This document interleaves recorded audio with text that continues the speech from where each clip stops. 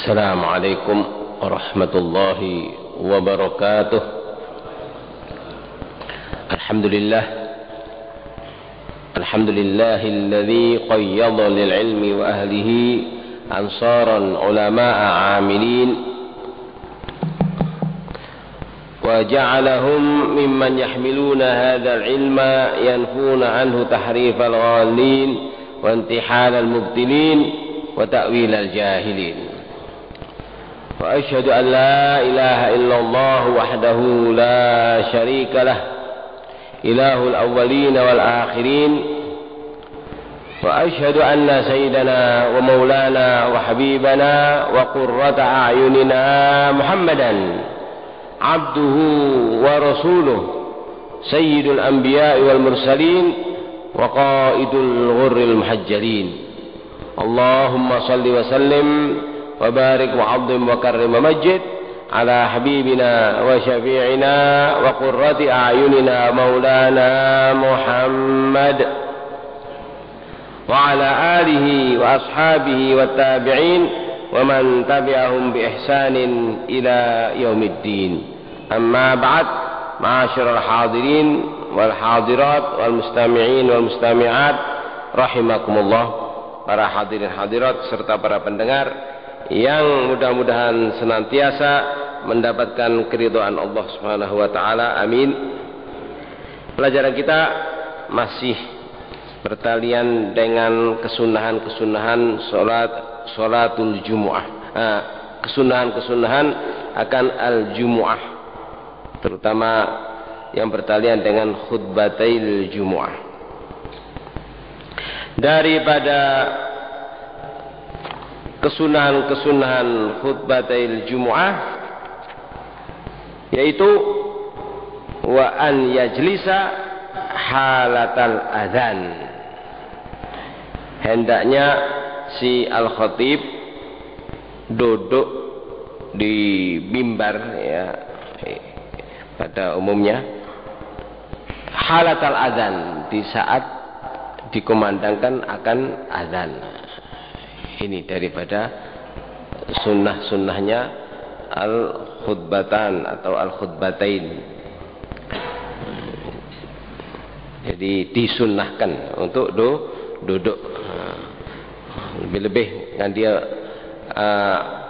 naik ke mimbar. Biasanya mimbar itu tinggi, ya. Apalagi kalau khatibnya tua. Ini perlu istirahat. Jadi dengan duduknya dia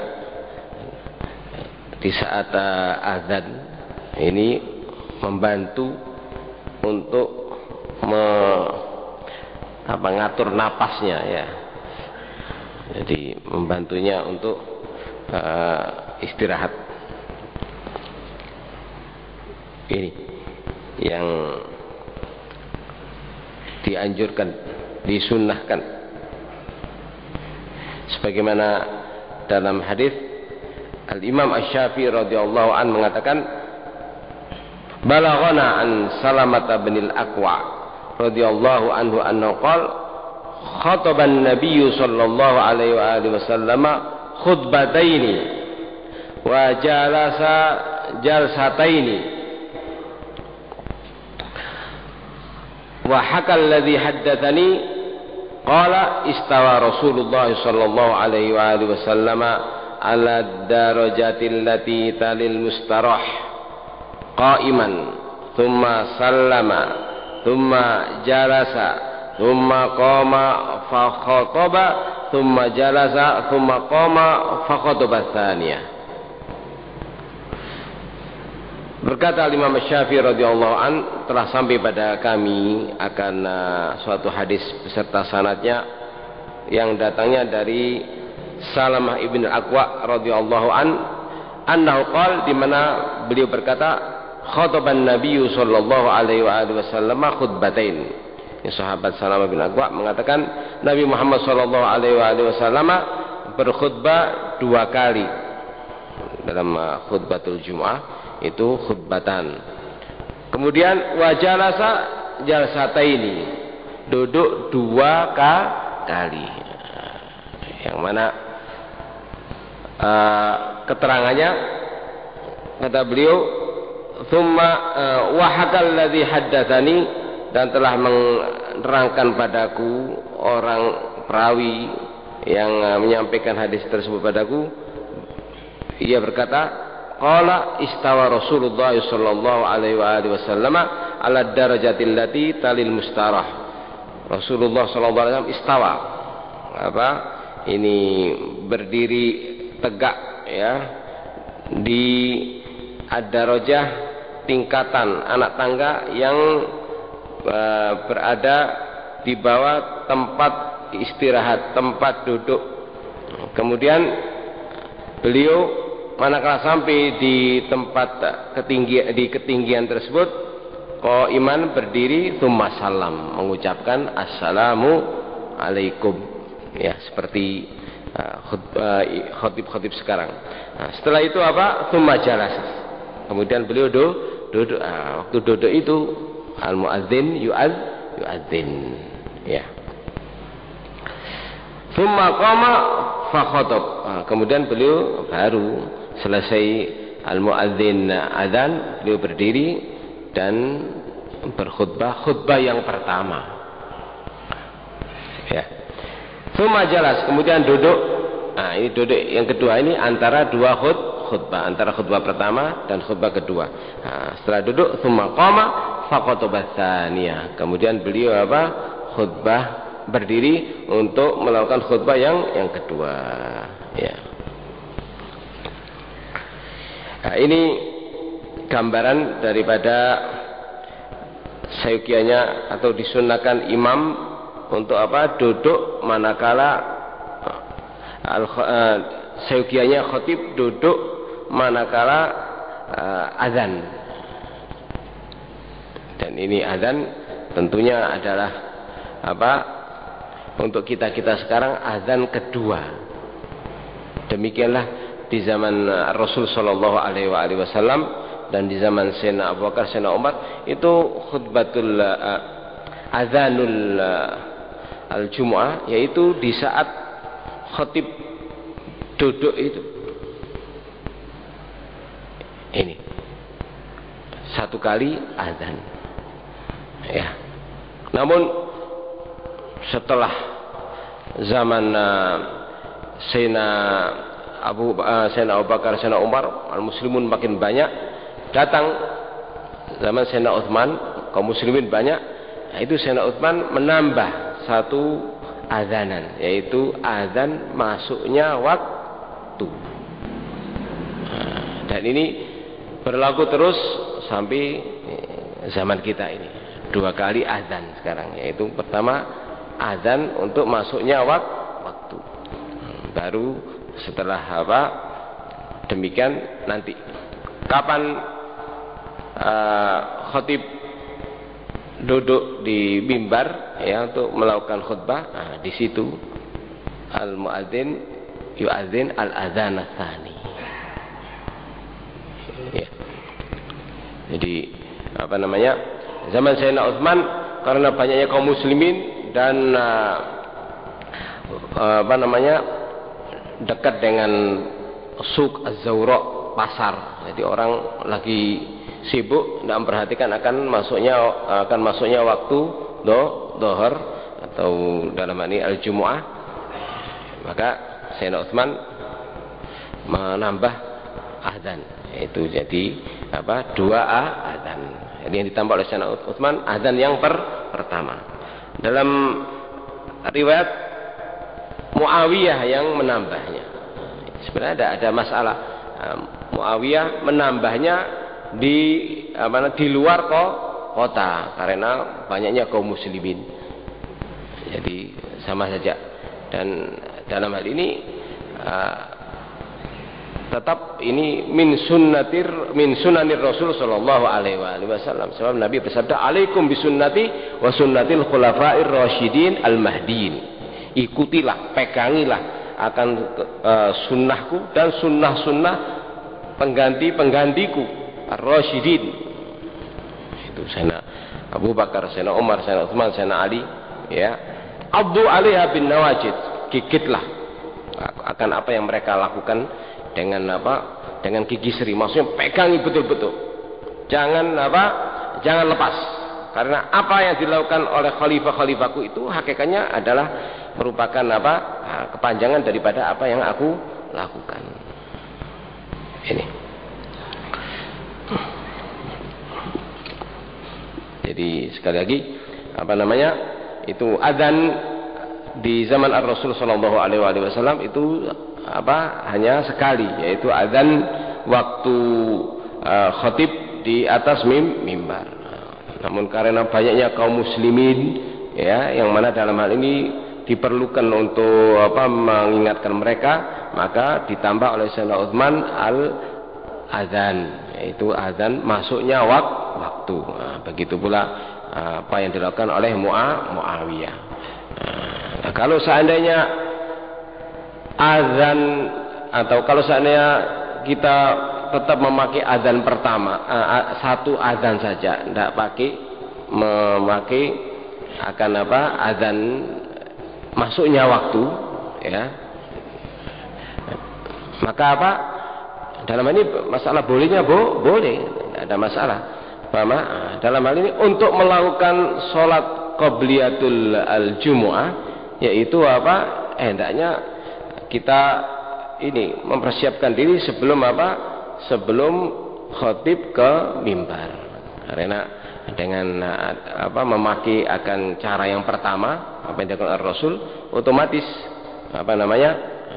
waktu khatib di atas mimbar itu sudah masuk waktu Jumu'ah. Jadi kalau ingin melakukan qobliyatul Jumu'ah, ya, sebelum khatib ke mimbar, hendaknya orang yang memasuki masjid, ya, untuk sholatul Jumu'ah itu melakukan sholat sunat qobliyatul Jumu'ah, ya. Namun sekali lagi karena dalam hal ini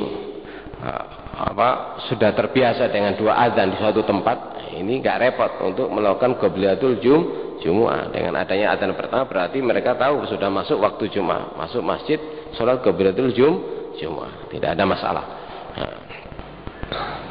Ya. Dan begitu pula dalam masalah al-adzan itu di zaman Ar-Rasul al-muadzin wahid, yang adzan itu satu orang, ya. Kalau seandainya yang adzan itu lebih dari satu orang, seperti di mana dulu di Al-Masjidun Nabawi itu yang adzan 4 orang sama bareng, ya, atau ya bareng. Ini dari segi bolehnya boleh, cuma ya itu tadi tidak dilakukan di zaman baginda Rasulullah Shallallahu Alaihi Wasallam. Makanya Imam Asy-Syafi'i mengatakan wahibu an yu'adzina mu'adzinun wahid idza kana 'alal mimbar la jama'atul mu'adzinin. Aku lebih mengutamakan yang adzan itu satu orang, ya, bukan kelompok dari beberapa orang melakukan adzan, yaitu di saat si al-khatib di atas mimbar, ya. Kita ketengahkan demikian sebab karena di Timur Tengah itu ada masjid-masjid yang azannya dilakukan oleh muadzinun, bukan satu azan, satu muadzin, tapi beberapa muadzin, ya.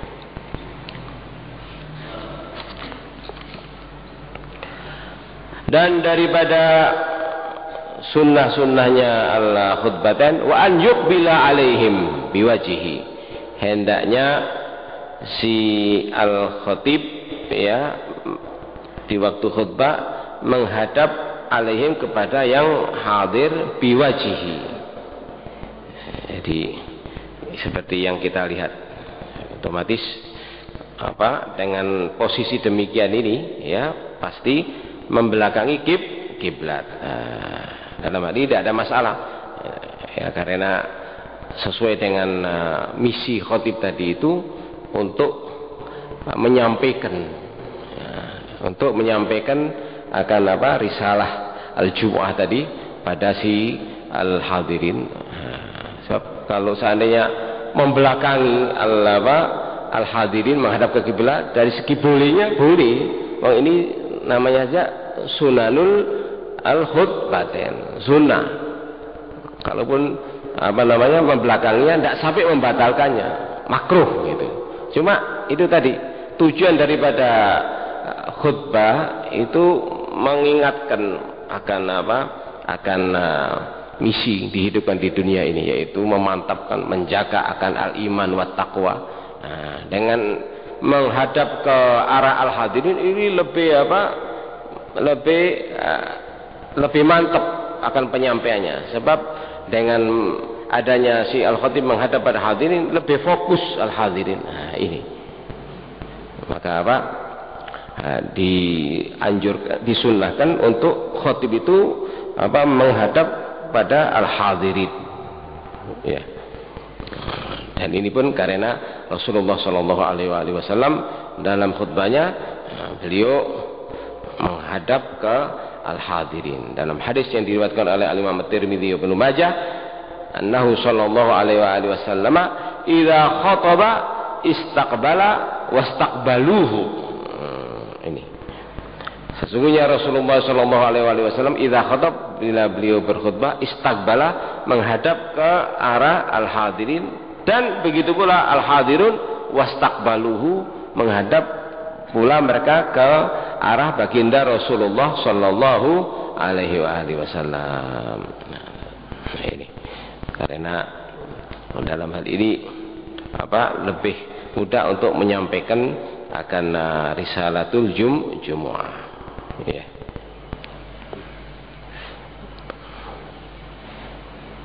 Kemudian katanya ulama dalam kaitannya dengan khutbatul jumu'ah di Masjidil Haram itu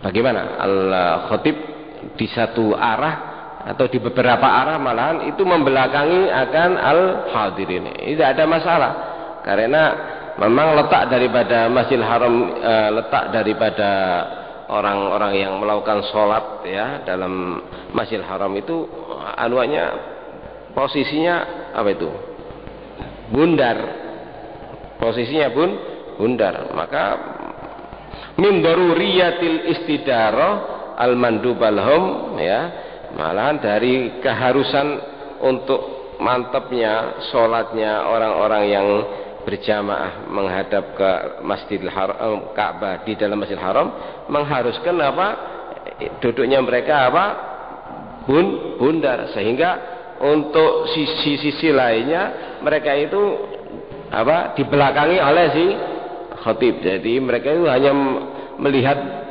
dahrul khatib, punggung daripada khatib. Tidak ada masalah, karena letak daripada al-hadirun al-musallun fil Masjidil Haram. Jadi dalam hal ini iqamatul jumu'ah bisa dibagi dalam dua bagian, fil Masjidil Haram haulal Ka'bah, dan fi ghairil Masjidil Haram. Kalau fil Masjidil Haram itu tadi dibolehkan di beberapa sisi untuk khatib membelakangi akan al-hadirun. Kalau di luar al-Masjidil Haram, seperti di masjid-masjid umum, ini dianjurkan, disunnahkan, ya, min sunanil khutbatain an yakun al-khatib mukbilan alaihim biwajhihi, itu, wa mustadbiran lil qiblah, ya. Dan begitu pula wa an yarfa'a sautahu ziyadatan alal wajib, daripada sunanil khutbatain, si khatib itu dianjurkan untuk mengangkat suaranya ziyadatan, melebihi alal wajib, atas mengeraskan suara yang wajib di dalam khutbatul Jum'ah. Sudah diterangkan pada pelajaran yang telah lewat daripada kewajiban khatib dalam khutbatul Jum'ah. Al-wajib isma'ul adat alladzi tanaqidu bihil Jum'ah. Harus suaranya itu, ya, mampu untuk didengar oleh jumlah minimal daripada mereka-mereka yang diwajibkan al-Jumu'ah, yaitu 40 orang, yang sudah diterangkan akan syarat-syaratnya. Itu wajib bagi si khatib ya mengangkat suara sehingga didengar oleh mereka. Itu 40 orang tadi itu wajib untuk khatib isma, memperdengarkan suaranya ya sehingga difahami, didengar dan difahami oleh mereka-mereka yang 40 orang. Dalam masalah ini kesunahannya hendaknya mengangkat suara melebihi daripada ketentuan tersebut. Ini sebagaimana yang dilakukan oleh baginda Rasulullah sallallahu alaihi wasallam dalam riwayat Muslim, rawal Imam Muslim, annahu sallallahu alaihi wasallam kana fi khutbatil jumu'ati ya'lu sautuhu wa yashtaddu ghadabuhu wa tahmarru wijnatah wa ka'annahu munziru jaish. Rasulullah sallallahu alaihi wasallam karena adalah Rasulullah sallallahu alaihi wasallam dalam khutbahnya fi khutbatil jumu'ah, di dalam khutbah Jumat khususnya ya'lu sautuhu, keras suaranya. Jadi dalam hal ini dianjurkan, disunnahkan untuk mengeraskan suara sehingga kalaupun tidak pakai mic ya, sekarang ada mic ini memudahkan ya.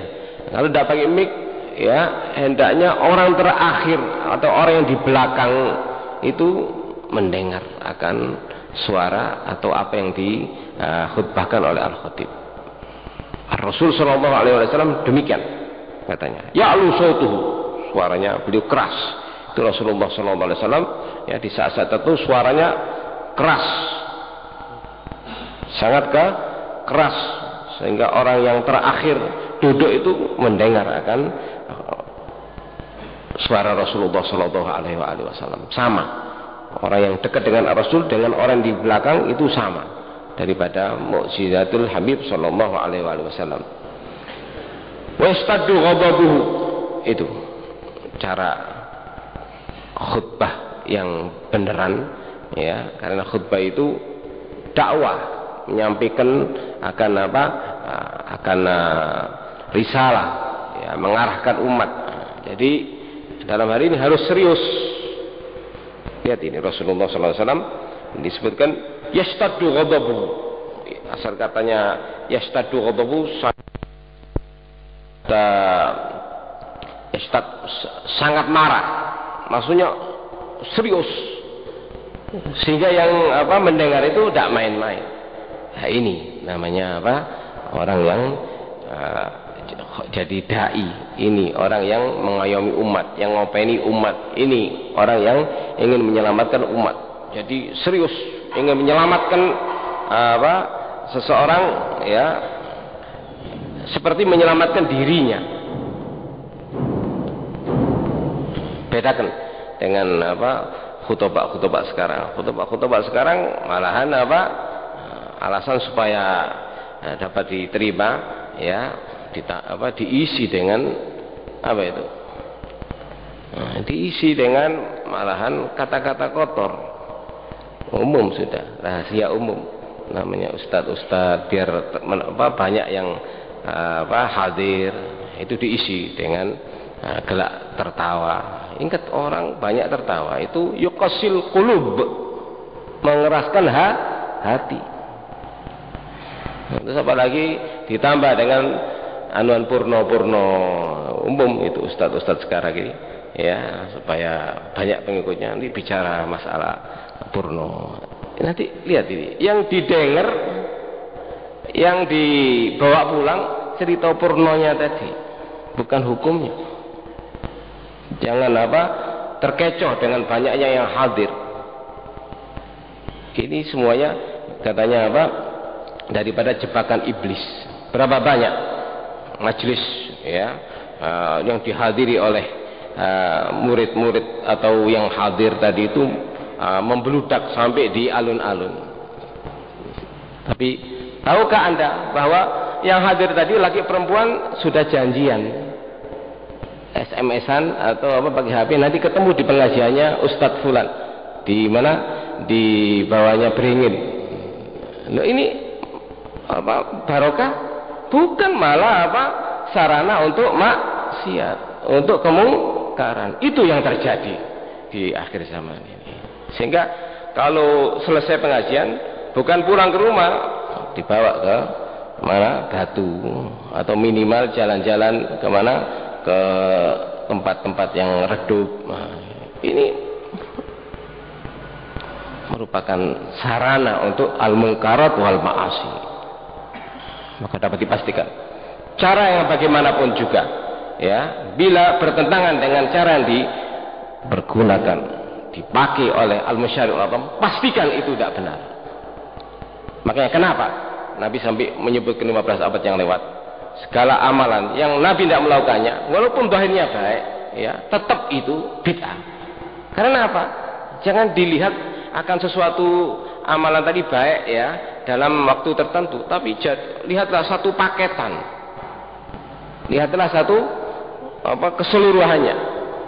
Makanya kiai-kiai kita dulu tidak mau mengadakan akan terbang jidoran di depan masjid.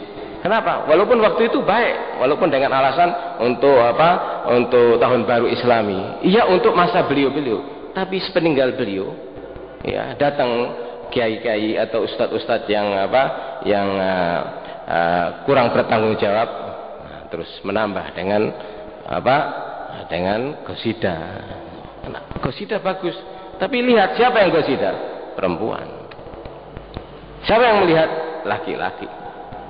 Loh, ini kiai yang membuat tadi yang niatnya baik, walaupun sudah mati, dikirimi oleh Allah dosanya. Ini kenapa? Bid'ah itu kadang-kadang menurut logika kita sepertinya ini tidak relevan, dilarang, karena ini untuk anukan Islam. Nah, di sini dalam melihat akan suatu itu baik atau tidak harus secara secara menyeluruh. Malah tidak menutup pintu suatu saat nanti yang tadinya qasidah rebana perempuan, ya, lenggak-lenggok di depan di luar masjid, alasannya sekarang di luar masjid, di jalan, tapi suatu saat masuk ke halaman masjid, terus nanti ada suatu saat hujan, ya, dilakukan di mana? Di dalam masjid. Ini kalimatul haqqin urida biha batil. Pertamanya itu tadi untuk syiar, untuk dakwah, untuk anuan tahun baru Islami, tapi lihat akhirnya maksiat sharih. Penyebabnya yang membuat ustadz-ustadz yang dulu. Ini hati-hati. Makanya kiai-kiai kita yang yang warik tidak mau macam-macam tadi. Walaupun dikatakan kiai kuno, tidak apa-apa. Siapa sih ngecap kuno? Menungso. Berapa gelintir saja. Tapi indah Allah Subhanahu wa taala Aiza. Ini. Dan harus kita ingat, hidup di dunia hanya beberapa puluh tahun. Ingat, jangan menjadi penyebab terjadinya kemungkaran dengan mengataskan ilmu, dengan mengataskan dirinya itu ulama, tapi hanya untuk merusak umat Nabi Muhammad sallallahu alaihi wasallam. Hati-hati. Wallahu a'lam bishawab. Al-Fatihah.